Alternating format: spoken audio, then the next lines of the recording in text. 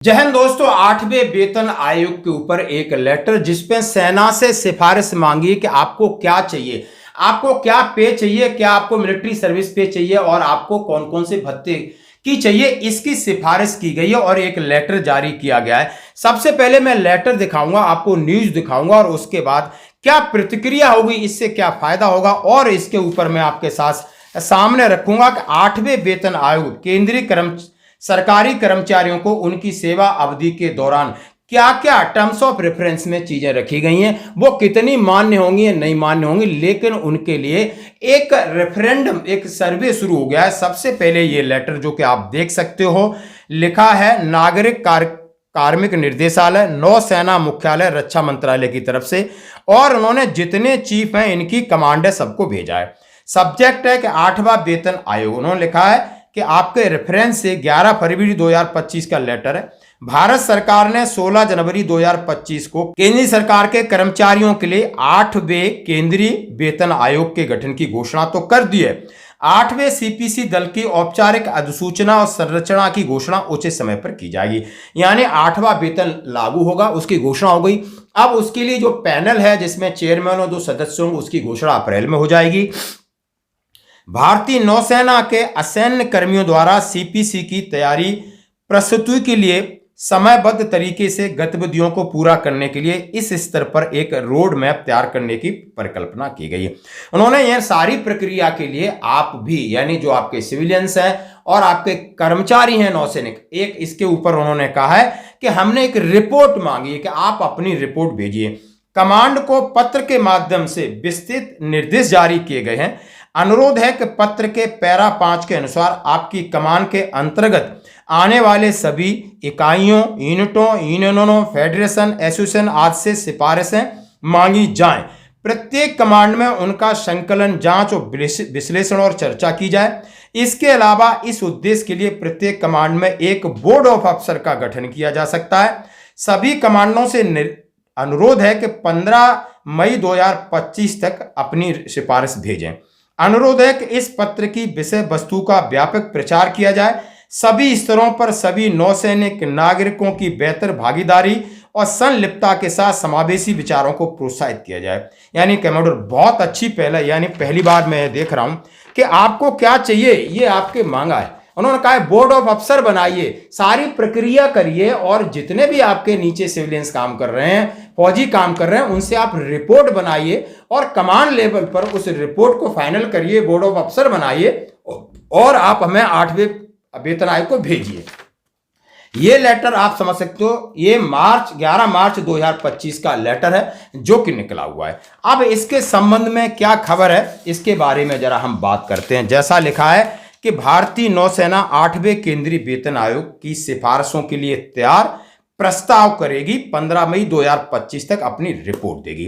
भारत सरकार से नौसेना के नागरिकों सहित केंद्रीय सरकारी कर्मचारियों के लिए वेतन संरचनाओं की समीक्षा और सिफारिश के लिए 8वें वेतन आयोग की घोषणा और नेवल हेडक्वार्टर को, सेना कमांडों को यह निर्देश दिए गए हैं कि आप अपनी यानी जो डिमांड है आप रख सकते हो।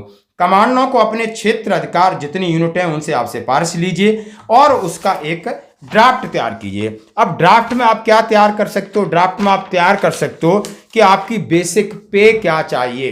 यानी आपको 1 जनवरी 2026 में, यानी आप पे लेवल 3 से या 4 से 5 से, तो क्या पे लेवल चाहिए। मिलिट्री सर्विस पे, यानी आपकी उन्होंने कहा है कि आपकी क्लास पे है, आपके टीपीटी अलाउंसेस हैं, एजुकेशन अलाउंसेस हैं, एचआरए हैं, आपकी ग्रेचुटी कैलकुलेशन का तरीका है और आपकी कम्यूटेशन का तरीका, आपका फील्ड एरिया अलाउंसेस हैं, आपके टेक्निकल अलाउंसेस हैं। यानी जो पे ऑन अलाउंसेस आपको चाहिए और उसके हिसाब से कि आप कम 24 घंटे के नौकर हैं और 24 घंटे लगातार किन परिस्थितियों में आप नौकरी करते हो, इस आधार पर आपको अपनी रिपोर्ट सबमिट करनी पड़ेगी। इसी तरह नेवी में मांगा है तो आर्मी और एयरफोर्स में भी भेजा होगा लेटर, और इसका एक ठोस आधार बने ताकि सरकार के ऊपर सही चीज पहुंचे, सही दबाव पहुंचे। जैसा कि इसमें कहा गया है कि 8वें वेतन आयोग केंद्रीय, ये जी न्यूज की खबर है, केंद्र सरकार के करीब 50 लाख केंद्रीय कर्मचारी, 65 लाख पेंशनों के भत्तों के संशोधन, 8वें केंद्रीय वेतन आयोग गठन की मंजूरी दे दी है। उसके बाद चर्चा है कि आखिर क्या फिटमेंट फैक्टर होगा, वेतन कैसे बढ़ेगा, पेंशन में वृद्धि कैसे होगी। केंद्रीय कर्मचारी पेंशन भोगियों की इस बात पर कड़ी नजर रखे हैं कि वेतन और पेंशन में कितनी वृद्धि होगी। स्वाभाविक बात है कि 10 साल के लंबे इंतजार के बाद इस बार वैसे भी डीए डीआर में बढ़ोतरी कम है, तो चाहते हैं सभी ने कि एक अच्छा फिटमेंट फैक्टर आए और कॉमन फिटमेंट फैक्टर आए और इससे पे पेंशन की बढ़ोतरी हो, आपके अलाउंसेस हो और जो भी आपका बेसिक टर्म्स ऑफ रेफरेंस है उसको मजबूती से फॉलो किया जाए ताकि वो आधार बने आपकी पे पेंशन बढ़ोतरी का। उन्होंने कहा सीपीसी के संदर्भ में टर्म्स ऑफ रेफरेंस एक पर प्रमुख फोकस है जिसे अप्रैल 2025 तक अंतिम रूप दे दिया जाएगा। राष्ट्रीय परिषद संयुक्त यानी जेएनसी जेसीएम ने प्रस्ताव पहले ही आगे रख दिया है। शिव गोपाल मिश्रा ने हाल ही में टीवी चैनल में एक सुझाव दिया कि कर्मचारियों के मद्देनजर उचित वेतन मिलना चाहिए। फिटमेंट फैक्टर कम से कम 2.57 या उससे अधिक होना चाहिए। आधुनिक युग में महंगाई में तेज वृद्धि को देखते हुए उनका मानना है कि सरकार को फिटमेंट फैक्टर 2.57 से कम नहीं होना चाहिए। वैसे उनकी मांग 2.86 की थी, जहां पर आपकी बेसिक सैलरी 18,000 से बढ़कर 51,480 होती है। क्या केंद्र सरकार के कर्मचारियों को उनकी सेवा अवधि के दौरान न्यूनतम 5 पदोन्नति मिलेगी? उन्होंने कहा है वो अपना सर्विस का एक लिमिट होना चाहिए यानी, और उसमें 5 पदोन्नति की उन्होंने बात कही गई है। दूसरी कही कि केंद्रीय कर्मचारियों का मूल वेतन में महंगाई भत्ते डीओ को शामिल करने की मांग की है। साथ ही नए वेतन आयोग लागू होने तक अंतरिम राहत को भी मांग कर रहे हैं। उन्होंने कहा है कि अभी आप 50% डीए को मूल वेतन में और मूल पेंशन में मर्ज कर दो ताकि इनको कुछ राहत मिलेगी। यानी मिश्रा का सुझाव कि 8वें वेतन आयोग 3 की बजाय 5 यूनिट की खपत की जरूरत है और बेसिक आधार जैसे कि उन्होंने कहा है कि माता पिता को भी शामिल करके एक basic Aadhaar terms of reference का बने और उस बुनियादी आधार के ऊपर 8वें वेतन की समीक्षा हो और सभी से इसकी राय ली जाए ताकि केंद्रीय कर्मचारी पेंशनर को इसका सीधा लाभ मिले। तो ये थी 8वें वेतन आयोग पर लेटेस्ट अपडेट। धन्यवाद।